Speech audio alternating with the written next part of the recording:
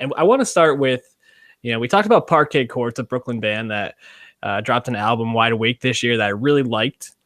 And then we were talking about maybe listening to this Dirty Projectors album, and I was like, I don't know, not super intrigued by them.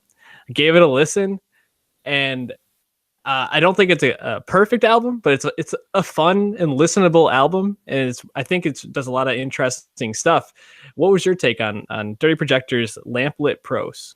Yeah, I mean, you waved the flag. You said hard pass or pass anyway, so we didn't get to. I mean, the album came out on the 13th of July, so we're a little late, obviously. But no, I didn't have many expectations. I know, like, what's that big song? That really popular song off their last album. No, Keep Your Name or. But anyway, like I knew their one big popular song, but I wasn't really familiar with the catalog. I mean, this is what their 8th record.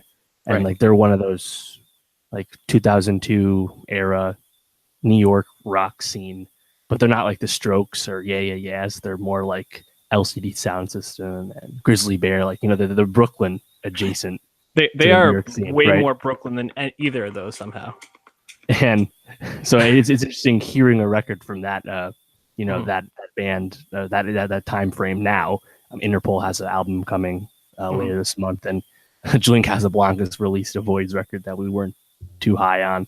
But so coming into it with that context, I didn't really know what to expect beyond my general distaste for everything I heard from Casablancas.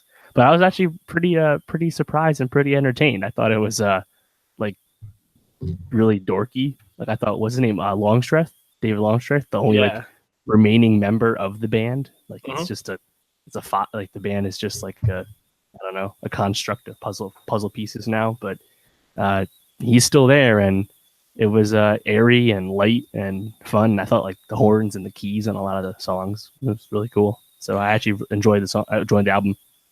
Yeah, in listening back to some of their older work, their last album, their 7th one, which is self-titled, came out last year, and it was a little bit more vulnerable and exposing than their other albums, and darker too. And it was written around a breakup for Longstreth, and he actually didn't even tour around it, which I think was the first album they had done that in their whole career. So he came back with a much just more optimistic sounding album. It's just very fun to listen to, and there's a lot of like switch ups, and you have very like classic rock sounding guitars that then alternate with these like plucky sounding acoustics, and then the horns come crashing in, and you're like, oh, this is kind of like a party. This is like you're out on a summer's day just like chilling with your friends. And he had a lot of great features on it too. Sid, I think, anchors the opening track Right Now. She brings like a real like calmness to it, which I think is helpful. And then you had Rostam showing out on You're the One backing vocals, which I mentioned Vampire Weekend at the end of last week's pod.